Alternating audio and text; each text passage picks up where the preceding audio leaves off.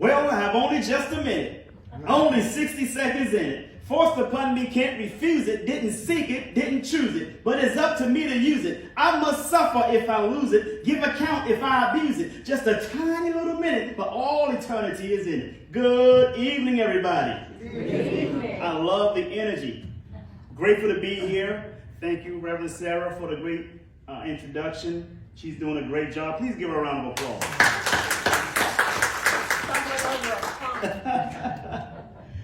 Okay, we're going to get started. But first, by show of hands, who have not heard me speak before? Anyone? Well, your luck just run out. Ladies and gentlemen, I came up in the business sector starting all the way back in 1991 doing IT work, learning how to be an entrepreneur. My father was an oil worker. He worked in the oil industry. He drove oil trucks. But I was too young to understand everything he'd been doing. He gave me a lot of tidbits on how to be successful, how to work hard, always listen, always be open-minded, always be willing to learn. So as I got older, I did exactly those things. He told me to go to school, get good grades so I can get a good job. I did that, but I wanted to go a little bit further than formal education. So I've been putting myself around a lot of successful people. And one of them was a great friend of mine who was also my mentor. His name was Oren Solomon. And Oren used to share with me a lot of things. And one thing he shared with me, he said, Jay, you don't have a life. And I said, what? You don't have a life. Now, I'm from Washington, D.C. in a small sector called Southeast D.C. And we don't talk to people like that where I come from. So I said, what are you talking about? I don't have a life. He said, calm down. I'm going to explain it to you. So I sat down and I listened to him. He said, the reason why you don't have a life is because you are life. I said, wow. He said, you and I are proof the universe is conscious of itself. So I'm giving you the same message. You and I are proof the universe is conscious of itself. We make up the minerals of the universe. Isn't that something? Now he said to me this. He said, I'm going to tell you what you do have. You have your own individual form to life. And that individual form is what brings up a lifestyle. Does that make sense? That's wonderful. I said, wow, I've never heard anyone explain that to me before. He said, yeah, study it and live by it and apply a lot of things that I'm going to share with you in regards to this to your life, because this is spiritual. Your individual form to life. He said, religion is having belief in someone else's experience. Spirituality is having your own experience. And you can't have your own experience if you don't have your own individual form, which makes up a lifestyle. Now, here's one thing that was very, very important. If you don't like your lifestyle, then you need a lifestyle reform.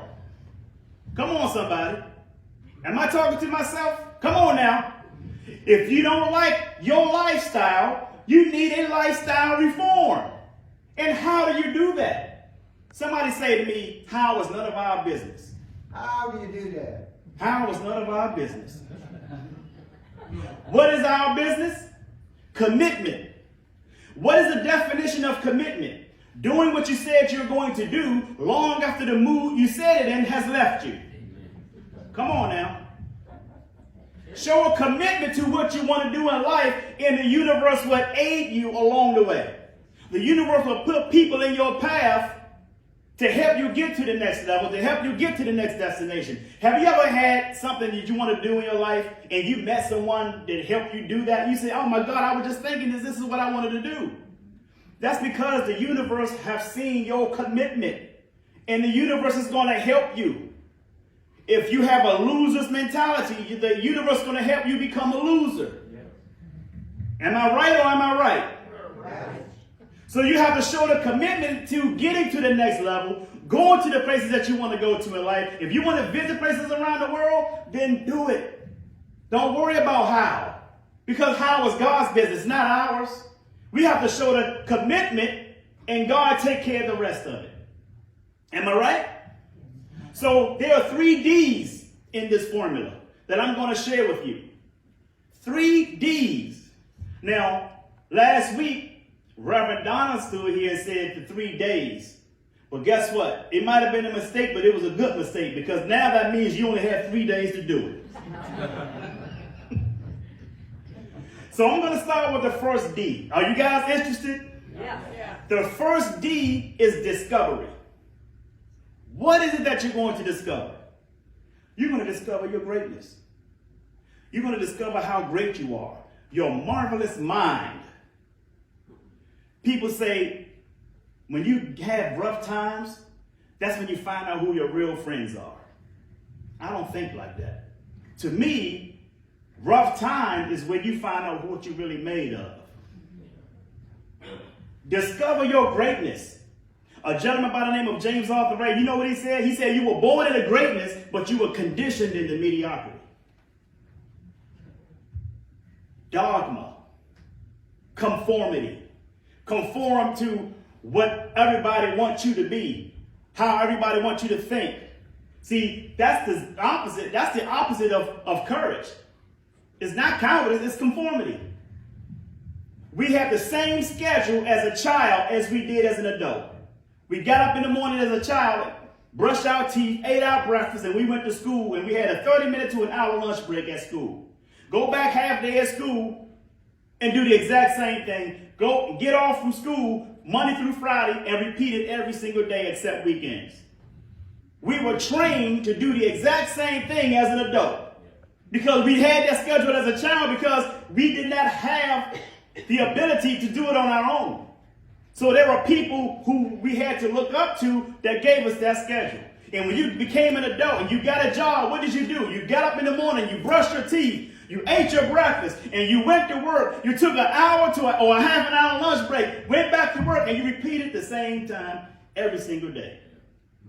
And then when you retire, you only retire with 40% of your earnings. I call it the 40-40-40 plan. Work 40 hours a week for 40 years and only retire with 40% of your retirement. Is that the American dream we were taught of? So you have to discover your greatness. You have to learn that you want to be greater. You want to be better, not greater than the next person, but be greater than the person you were yesterday. Always focus on being 2.0. Every time I speak, I want to be a better speaker the next time I speak. I want to be able to deliver my message better the next time. Because with someone who does not take what I have and they make themselves better out of it, then guess what? I still got work to do. So you have to discover your greatness. We're all born great. Discover it for ourselves and we stand on it. Somebody asked me, how do I know what I'm supposed to do in an adult? Well, I'm going to get to that on the last one. The second D is determination. What is it that you're going to determine? You want to determine your why. Why you want to be successful. Why do you want to make a difference? Why do you want to see other people succeed? Because your why can't be about yourself. You have to be excluded and be a vessel for everyone else to be successful. Because guess what? When you help other people get what they want, you're already included. So you got to determine your why. My mentor said this to me once. If your why don't make you cry, it's not a big why. Does anyone here have someone in their life they want to do something special for? That is your inspiration. Inspiration comes before motivation. Break it down. Inspiration in spirit. Come on, somebody. In spirit. Motivation, I call it the big mo. Because the big mo keeps you moving forward. Every time you come across hurdles, your momentum knocks those hurdles down, or those momentums help you jump over those hurdles. But here's what happened. When procrastination sets in, those problems are going to come find you anyway. Because every goal you create, obstacles are also created. Those obstacles are geared to turn you into the person you need to be turned into in order for you to reach the goal that you want for yourself. Why is that? Because if being who you are today will get you what you want in life, you would have gotten it a long time ago. Am I right or am I right? So you determine your why. Why do you want to be successful? Why do you want to be successful on the stock market? Why do you want to be successful in real estate? Whatever it is that you are doing, whatever your gift is, find out your why after you discover how great you are in doing it. Because one gentleman said to me once, when you're the best at what you do, the marketplace will seek you out. You would never have to ask a job or any place else how much they pay. They will always ask how much do they pay you. Come on, somebody. Y'all not hearing me. Come on now. Determine your why. Why do you want to have success? Why do you want to do these things? And once you discovered it, your greatness, and you determine your why, this is going to last 3D left. The last 3. The last D. That is definition. What are you going to define? You're going to define your life's purpose. Define your life's purpose. Someone asked me once, how do I find out what I'm supposed to do? How do I define my purpose? How do I find my purpose? I say, revisit your childhood passion from the age 7 to 14, and you will find out exactly what you're supposed to be doing as an adult. When I was 7 and 14, I wasn't speaking, but guess what I was doing? I was singing, I was rapping, I was breakdancing on cardboard. I did something in front of a crowd to inspire them, to uplift them.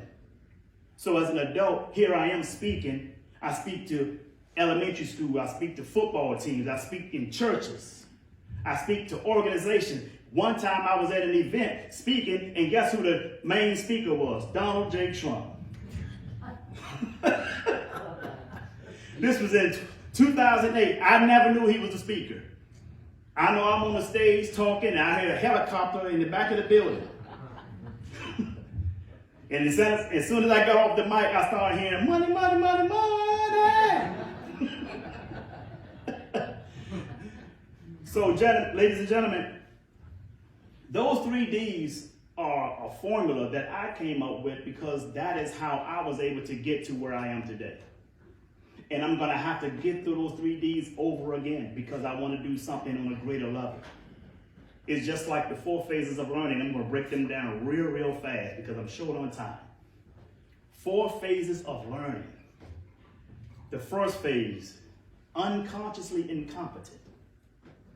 What does that mean? You don't know what you don't know until you find out what you don't know.